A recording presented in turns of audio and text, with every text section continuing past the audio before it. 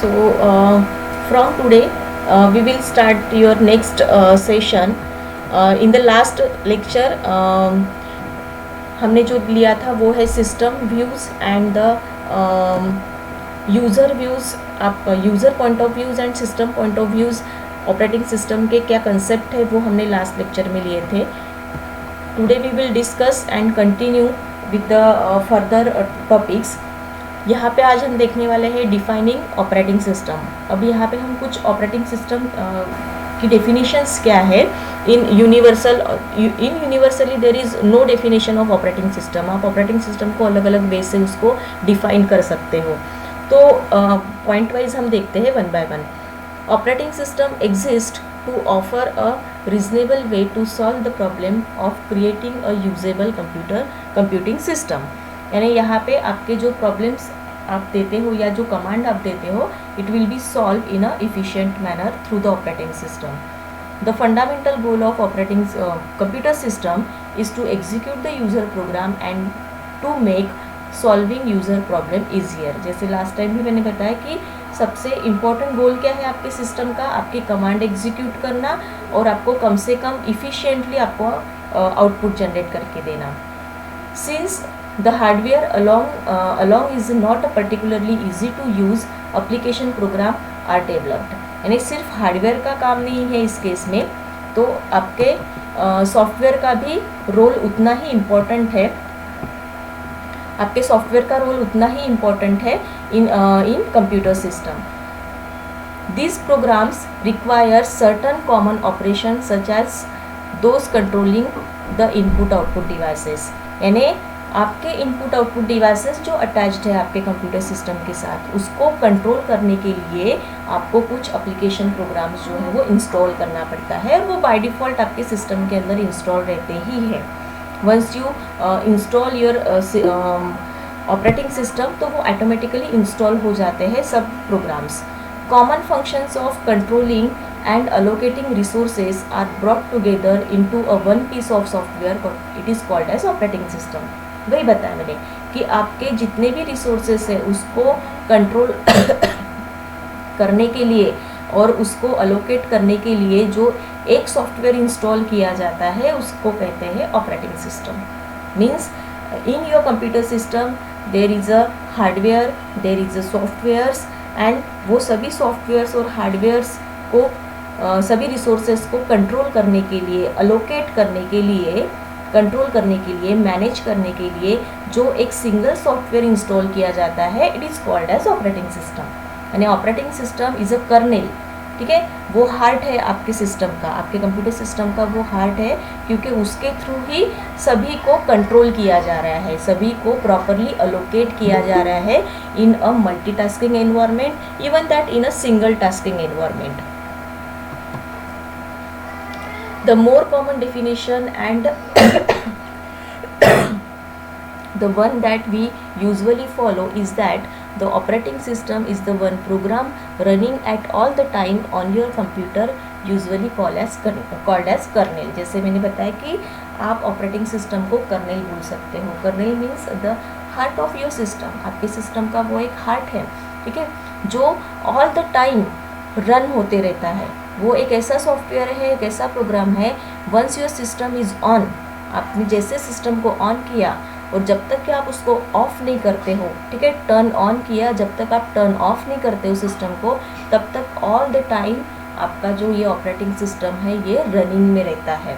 Okay, along with the kernel there are again two types of program. जैसे मैंने बताया कि it is kernel means your operating system, heart of your system. It is one of the component. इसको छोड़ के भी other दो type के प्रोग्राम्स रन होते हैं आपके सिस्टम के अंदर. एक है सिस्टम प्रोग्राम, दूसरा है application program. System program which is associated with the operating system but are not necessary a part of the kernel. System program यानी ये एक ऑपरेटिंग सिस्टम से एसोसिएटेड है, ठीक है, but it is not a part of kernel. आपके operating system का या कर्नेल का वो पार्ट नहीं है. Application program includes all the program not associated with the operation of the system. Application program ये है जो आपके सिस्टम के ऑपरेशन से रिलेटेड नहीं है. They are application programs means your command, आप जो कमांड दे रहे हो वो एग्जीक्यूट किया जा रहा है सिस्टम के थ्रू, वो हो गए application programs. System programs means जो इनबिल्ड सिस्टम प्रोग्राम्स है, जैसे आप आपका सिस्टम टर्न ऑन करते हो तो टर्न ऑन करने के बाद ऑल सिस्टम प्रोग्राम जो है वो ऑटोमेटिकली रन होते हैं। या फिर जो भी आपने एक्सटर्नल डिवाइसेस अटैच किए, जैसे फॉर एग्जांपल प्रिंटर अटैच किया है, तो प्रिंटर के लिए हम कोई एक सिस्टम प्रोग्राम रन करते हैं, इंस्टॉल करते हैं हम। सबसे पहले तो वो सिस्टम प्रोग्राम इंस्टॉल करते हैं हमारे डिवाइस के अंदर जब हम कोई प्रिंटर अटैच करते हैं उसे सिस्टम प्रोग्राम कहा जाता है। तो वो सिस्टम प्रोग्राम कब रन होगा? When your printer is on, जब आप प्रिंटर को ऑन करोगे या प्रिंट की कमांड दोगे तब वो सिस्टम प्रोग्राम रन होगा। But it is not a part of your kernel, आपके कर्नेल का वो पार्ट नहीं है। हाँ, उसको उस रिसोर्स को मैनेज करने का काम आपका कर्नेल कर रहा है, but it is not a part of your kernel. वैसे एप्लीकेशन प्रोग्राम जो है वो भी आपके application program means user command, आप जो यूज़र कमांड दे रहे हो या जो जॉब आप एग्जीक्यूट करना चाहते हो वो एप्लीकेशन प्रोग्राम्स में आते हैं।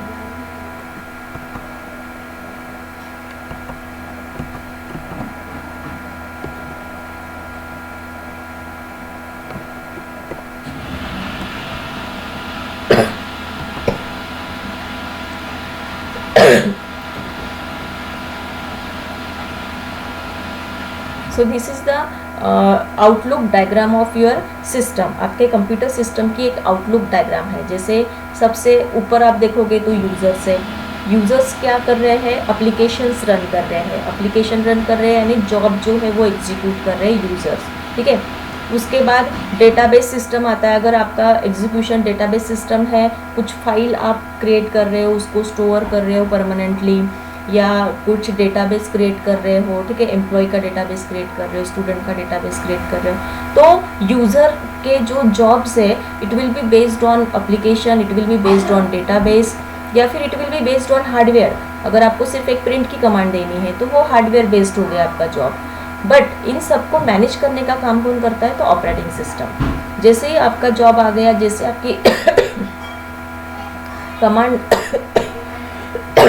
कमांड आ गई, तो आपका ऑपरेटिंग सिस्टम जो है वो रिसोर्सेज चेक करता है कि इस कमांड को एग्जीक्यूट करने के लिए क्या क्या रिसोर्सेज लगने वाले हैं, कितनी मेमोरी लगने वाली है, कितना टाइम ऑक्यूपाई होने वाला है, हमारे सीपीयू के अंदर कितनी मेमोरी अवेलेबल है, उसमें से हमें कितनी देनी है, टाइमिंग जो है वो किस तरीके से शेड्यूल करना है उस जॉब को एग्जीक्यूट करने के लिए।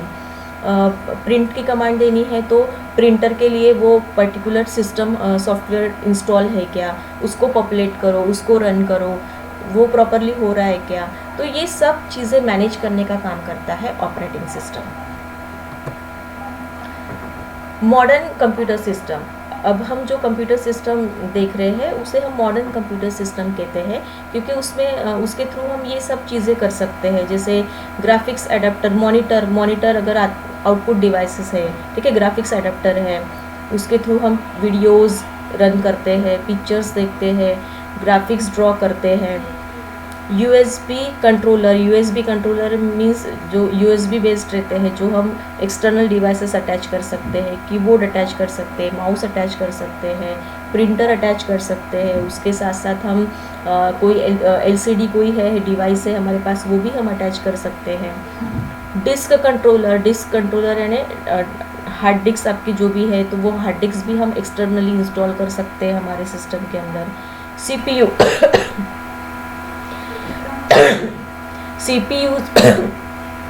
आजकल के मॉडर्न कंप्यूटर सिस्टम जो है वो एक CPU पे नहीं चलते, मल्टीपल CPUs भी रहते हैं उसके अंदर, तो नंबर ऑफ CPUs के साथ भी वो वर्क करता है आपका मॉडर्न कंप्यूटर सिस्टम। और ये सब के लिए क्या लगती है? तो सबके लिए मेमोरी लगती है। जितनी अच्छी ज़्यादा मेमोरी रहेंगी उतना आपका कंप्यूटर सिस्टम जो है वो स्ट्रांग रहेगा। कंप्यूटर सिस्टम ऑर्गेनाइजेशन, कि कंप्यूटर सिस्टम का ऑर्गेनाइजेशन कैसे रहता है, उसका स्ट्रक्चर कैसे रहता है, वो हम देखेंगे। Modern general purpose computer system consist of one or more CPUs and number of device controllers connected through the common bus that provide access to the shared memory। जैसे मैंने अभी ये आपको पिक्चर दिखाया, वैसे जो मॉडर्न कंप्यूटर सिस्टम है कुछ इस तरीके का है। मॉनिटर भी अटैच रहता है, प्रिंटर भी अटैच रहता है, कीबोर्ड भी अटैच रहता है, माउस भी अटैच रहता है, डिस्क एक्सटर्नल डिवाइसेस भी हम डिस्क ड्राइव वो भी हम अटैच करते हैं। सीपीयूज में सिर्फ एक ही सीपीयू नहीं, एक से ज़्यादा सीपीयू भी हम अटैच कर सकते हैं, but all they are shared with the common shared memory. एक ही शेयर्ड मेमोरी जो है वो शेयर्ड की जाती है सभी रिसोर्सेज के लिए। ऑल दे आर रिसोर्सेज, इसको हम रिसोर्सेज कहते हैं, ठीक है।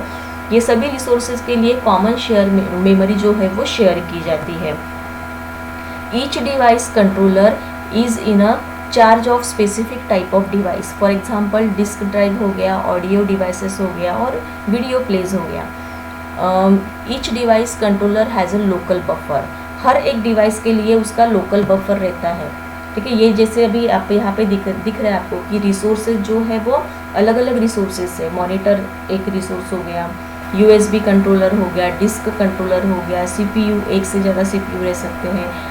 सभी रिसोर्सेज कॉमन मेमोरी शेयर कर रहे हैं, लेकिन हर एक रिसोर्स के लिए उसका एक लोकल बफर रहता है। लोकल बफर में वो अपना काम करता है और फिर उसके बाद वो जो भी है आउटपुट यानी फाइनली वो डिसाइड करता है कि उसको लोकल से परमानेंटली उसको सेव करना है या नहीं करना है, वो फाइनली डिसाइड होता है। तो इसलिए लोकल लेवल पे लोकल बफर मेमोरी स्टोर की जाती है हर एक रिसोर्स के लिए।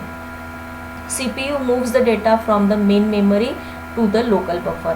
जैसे CPU का अगर हम एग्जांपल लेते हैं तो CPU से क्या होगा, जो मेमोरी है हमारी, जो कॉमन मेमोरी है जो शेयर की जा रही है, तो सबसे पहले CPU पे एक लोकल बफर क्रिएट होगा, उसमें कुछ मेमोरी अलोकेट किए जाएंगी for executing the task execute करने के लिए। और once your task is finished तो लोकल मेमोरी से डेटा ट्रांसफ़र होगा आपके शेयर्ड मेमोरी में, या फिर शेयर्ड मेमोरी से सबसे पहले आएगा मेमोरी आएंगे आपके लोकल मेमोरी में।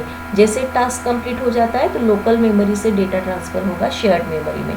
तो इस तरीके का कम्युनिकेशन चलता है इनके बीच। The CPU and the device controller can execute in parallel competing for memory cycle to ensure orderly access to the shared memory and memory controller synchronizes access to the memory। इसका मतलब ये है कि CPU and device controller कौन से है, तो ये सब डिवाइस कंट्रोलर है बाकी सब, ठीक है। और CPU, तो CPU और डिवाइस कंट्रोलर जो है वो पैरेलली वर्क करते हैं। जैसे कीबोर्ड से कमांड आती है, CPU में जाती है, CPU पे फिर मेमोरी अलोकेट होती है, फिर रिसोर्सेज चेक किए जाते हैं, एग्जीक्यूट होता है, फिर से माउस से भी कोई इनपुट डेटा आ रहा है, फिर आउटपुट अगर जनरेट होगा तो वो मॉनिटर पे डिस्प्ले होगा ग्राफिक्स अडेप्टर के थ्रू।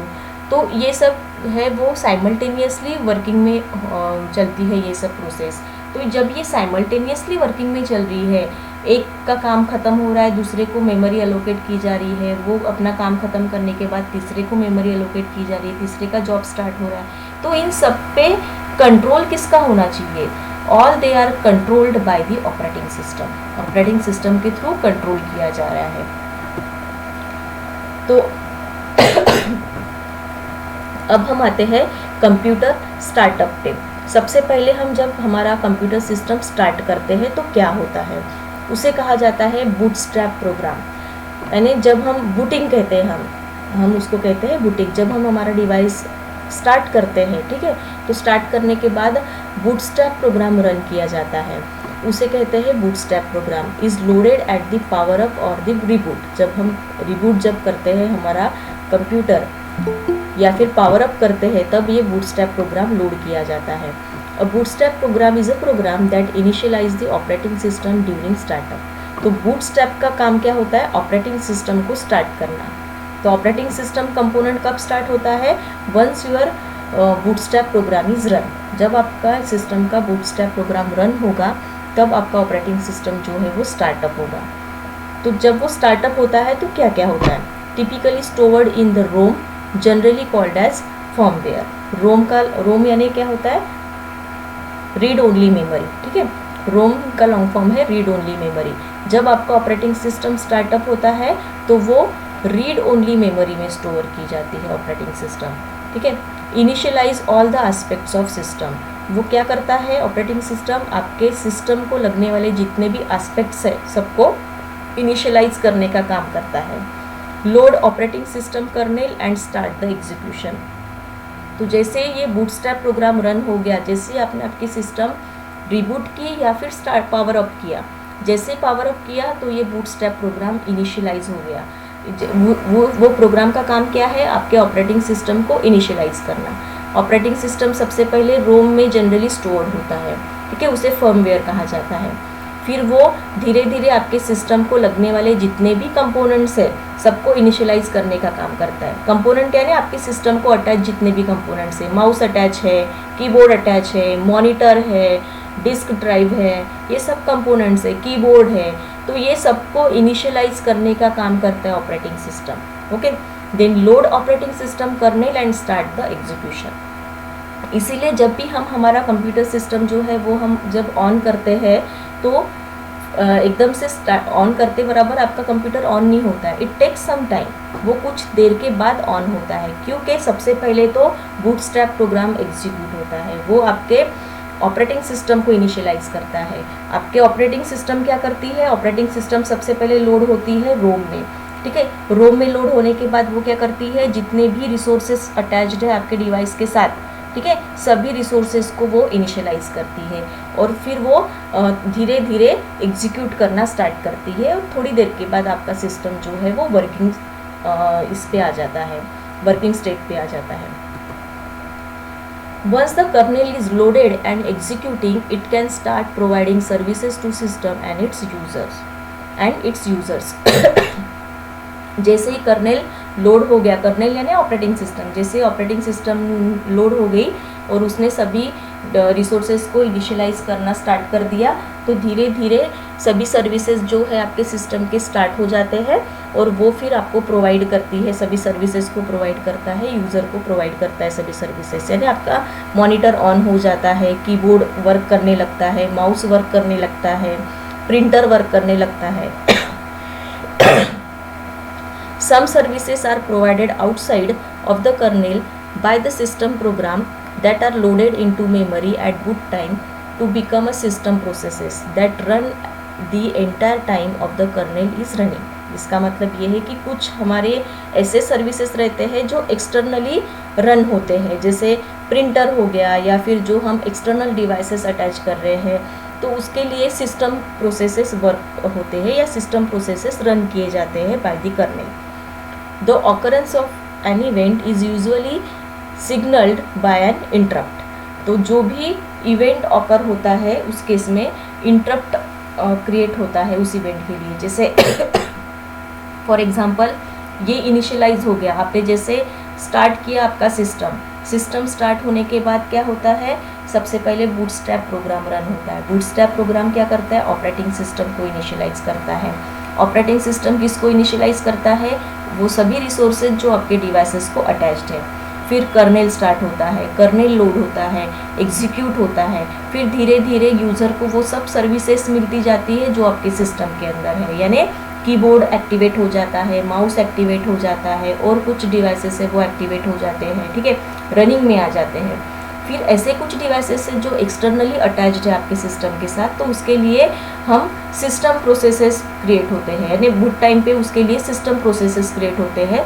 और वो सिस्टम प्रोसेसेस कब ये होंगे, एग्जीक्यूट होंगे, जब हम कोई इवेंट ऑकर करेंगे। जैसे प्रिंटर अटैच्ड है, तो जब मैं प्रिंटर के लिए प्रिंट कमांड दूंगी तो मेरे ऑपरेटिंग सिस्टम में एक इंटरप्ट क्रिएट होगा जो सिग्नल देगा कि मुझे प्रिंट कमांड देनी है। तो जैसे ही वो प्रिंट कमांड हम बोलेंगे तो वो सिस्टम जो है, वो सिस्टम के लिए जो प्रोसेसेस इंस्टॉल है मेरे ऑपरेटिंग सिस्टम के अंदर, वो एक्टिवेट हो जाएंगे। Okay, so there are 2 types of interrupts. तो इंटरप्ट्स में 2 टाइप के इंटरप्ट आते हैं। इंटरप्ट्स का मतलब है कि हमें क्या करना है, क्या फायर करना है, इवेंट फायर करना है, ठीक है, इंटरप्ट्स। तो हार्डवेयर टाइप के इंटरप्ट्स आते हैं, दूसरे सॉफ्टवेयर टाइप्स के इंटरप्ट्स आते हैं।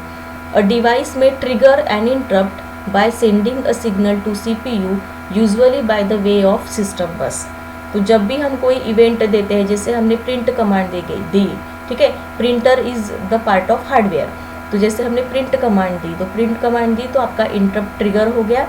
जो CPU को सिग्नल देता है, और वो सिग्नल कहाँ से पास करता है, बाय दी सिस्टम बस। तो जो CPU के अंदर जो सिस्टम बस रहती है, जो डिवाइसेस अटैच रहते हैं एक दूसरे के साथ by using the system bus, तो वो सिस्टम बस के थ्रू इंटरप्ट जो है आपके वो ट्रिगर करते हैं या पास करते हैं CPU को, और फिर CPU उसको सिग्नल करता है। सॉफ्टवेयर टाइप के भी इंटरप्ट रहते हैं, जैसे प्रोग्राम में trigger and interrupt by executing a special operation called as system call. Software based यानी जैसे कोई सॉफ्टवेयर इंस्टॉल है आपके अंदर, उस केस में इंटरप्ट जो जाता है वो सिस्टम कॉल के थ्रू जाता है। जैसे मुझे कोई सॉफ्टवेयर ओपन करना है, माइक्रोसॉफ्ट ऑफिस मुझे ओपन करना है, तो आपके CPU को क्या जाएगा, सिग्नल क्या जाएगा, सिस्टम कॉल जाएगा। जैसे मैंने वो सॉफ्टवेयर ओपन करने की कमांड दी है तो सिस्टम कॉल जाता है उस टाइप का, तो उस हिसाब से वो जो है इनिशिएट होता है सॉफ्टवेयर आपके कंप्यूटर के अंदर। Second thing, software generated interrupt भी रहते हैं। सॉफ्टवेयर जनरेटेड यानी it is the part of errors. जैसे सॉफ्टवेयर के अंदर मैं कोई फाइल बना रही हूँ या कोई प्रोग्राम टाइप कर रही हूँ और वो प्रोग्राम एग्जीक्यूट करते वक्त एरर आ गया, तो वो it is the software generated interrupt, वो सॉफ्टवेयर में जनरेट हो रहे हैं, वो ऑपरेटिंग सिस्टम के लिए उसका कोई भी पार्ट नहीं है, ठीक है। सॉफ्टवेयर जनरेटेड, जैसे आपने सी का एडिटर बना लिया, सी का प्रोग्राम लिख रहे हो और लिखने के बाद आप रन कर रहे हो, तो C editor is one of the software. तो सी एडिटर ने वो जनरेट किया हुआ इंटरप्ट है, तो वो एडिटर के अंदर ही सॉर्ट आउट होगा, ठीक है। कंपाइल होगा, कंपाइल के बाद एरर आएगा, एरर आप सॉर्ट आउट करोगे, सिंटैक्स एरर है जो भी है वो सॉर्ट आउट करोगे, फिर से रन करोगे, ओके। तो वो सॉफ्टवेयर बेस्ड इंटरप्ट हो गए। But it is a part, अगर हम देखेंगे कि हमारे ऑपरेटिंग सिस्टम के अंदर अगर हम देखते हैं तो हार्डवेयर एंड सॉफ्टवेयर में जो इंटरप्ट का मतलब ये है कि कोई इवेंट अगर हम दे रहे हैं तो उस हिसाब से वो इंटरप्ट जनरेट हो रहे हैं और उस हिसाब से आपकी कमांड जो है वो पास हो रही है। सो operating system is a interrupt driven, तो इसीलिए ऑपरेटिंग सिस्टम को इंटरप्ट ड्रिवन कहा जाता है। जैसे हम इंटरप्ट ड्रिवन यानी ऑपरेटिंग सिस्टम इंटरप्ट ड्रिवन के ऊपर काम करती है। जैसे सिग्नल आया, ठीक है, जैसे इवेंट ऑकर हुआ, जैसे इंटरप्ट आया, उस हिसाब से उसको उसकी एक्शन जो है वो देनी है ऑपरेटिंग सिस्टम को, so that it is called as interrupt driven operating system. So functions क्या है अभी इस इंटरप्ट के, अगर इंटरप्ट ऑकर होते हैं तो वो क्या कॉमन फंक्शंस देता है।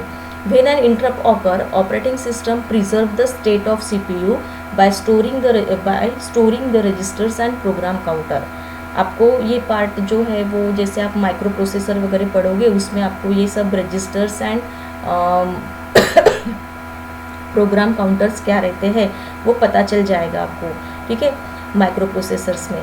तो CPU के अंदर रजिस्टर्स रहते हैं एंड प्रोग्राम काउंटर्स रहते हैं। तो सबसे पहले जब कोई इंटरप्ट ऑकर होता है तो ऑपरेटिंग सिस्टम जो उसकी करंट स्टेट है उसको प्रिजर्व करता है वो रजिस्टर्स में या प्रोग्राम काउंटर में। Determine which type of interrupt has occur and transfer control to the interrupt service routine. जैसे ही उसको पता चला कि ये इंटरप्ट किस टाइप का है, जैसे आपने हार्डवेयर रिलेटेड इंटरप्ट आ गया, मुझे प्रिंट कमांड देनी है, तो हार्डवेयर रिलेटेड इंटरप्ट ऑकर हो गया। तो जैसे ही हार्डवेयर रिलेटेड इंटरप्ट ऑकर हो गया तो उस हिसाब से वो खुद का कंट्रोल ट्रांसफ़र करता है उस पर्टिकुलर सर्विस रूटीन की तरफ। जैसे जो भी सर्विस रूटीन वो प्रोवाइड कर रहा है, प्रिंटर के लिए जो सिस्टम प्रोसेसेस है, जो सर्विस वो प्रोवाइड कर रहा है, उस सर्विस रूटीन के तरफ वो ट्रांसफ़र करेगा कंट्रोल। कौन? ऑपरेटिंग सिस्टम, क्योंकि ये सब मैनेज करने का काम किसका है? तो ऑपरेटिंग सिस्टम का है। इंटरप्ट सर्विस क्या करेगा फिर? Interrupt service routine is a collection of routines, means a modules, ठीक है, procedures, each of which is responsible for handling one particular interrupt, for example from a printer और from a disc. जैसे मैंने बोला कि हमें प्रिंट कमांड देनी है, ठीक है, जैसे प्रिंट कमांड बोली है मैंने तो उस टाइप का इंटरप्ट कॉल हो गया। जैसे इंटरप्ट कॉल हो गया तो आपकी ऑपरेटिंग सिस्टम क्या करेंगी? कंट्रोल को ट्रांसफ़र करेंगी उस पर्टिकुलर इंटरप्ट सर्विस रूटीन की तरफ, ठीक है। तो इंटरप्ट सर्विस रूटीन यानी क्या? Routine means a modules, it is a program, एक वो छोटा सा प्रोग्राम है, कलेक्शन ऑफ रूटीन्स का प्रोग्राम है जिसके अंदर वो जॉब है उस पर्टिकुलर टास्क को परफॉर्म करने का। तो जैसे मैंने प्रिंट कमांड दी तो वो इंटरप्ट सर्विस रूटीन जो है वो कॉल हो गया, और वो कॉल होने के बाद वो उसका जो भी जॉब होगा जैसे कोई कॉल प्रिंटर की तरफ से कॉल आ रहा है या फिर डिस्क की तरफ से कॉल आ रहा है आपके ऑपरेटिंग सिस्टम के पास, तो उस हिसाब से वो सर्विस प्रोवाइड करेगा। ठीक है, so the transfer is generally through the interrupt vector which contain the addresses of all the service routine. अब ट्रांसफ़र का मतलब बताएं यहाँ पे कि ट्रांसफ़र क्या होता है, तो interrupt vector transfer the control को ट्रांसफ़र करना, यानी क्या कि उस पर्टिकुलर इंटरप्ट वेक्टर को ट्रांसफ़र करना जो कि आपके इंटरप्ट सर्विस रूटीन के एड्रेसेस को बताता है कि ये एड्रेसेस है। ठीक है, interrupt architecture must save the addresses of interrupted instruction. तो इंटरप्ट आर्किटेक्चर जो रहता है आपके इसका इंटरप्ट सर्विस रूटीन का जो आर्किटेक्चर है वो पूरा इंस्ट्रक्शन के एड्रेसेस को सेव करने का काम करता है।